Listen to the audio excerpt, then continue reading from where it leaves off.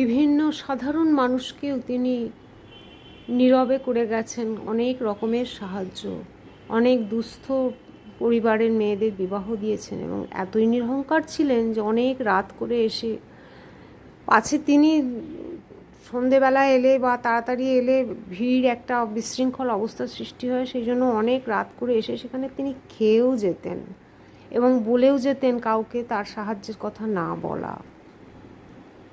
বুড়ো অর্থাৎ তরুণ কুমারের অভিনয় নাকি তার ভীষণ প্রিয় ছিল।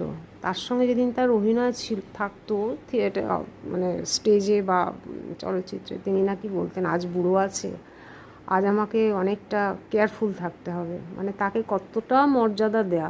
সত্যি তরুণ কুমারের অ্যাক্টিং আমাদের সকলেরই খুব ভালো লাগে, ভীষণ ন্যাচারাল। যেমন দেয়া নেয়া সিনেমার সেই সিনটি কি আমরা কি ভুলতে পারি? দোলে দোদুল দোলে ঝুলো না, এ বলে আমায় দেখ, ও বলে আমায়।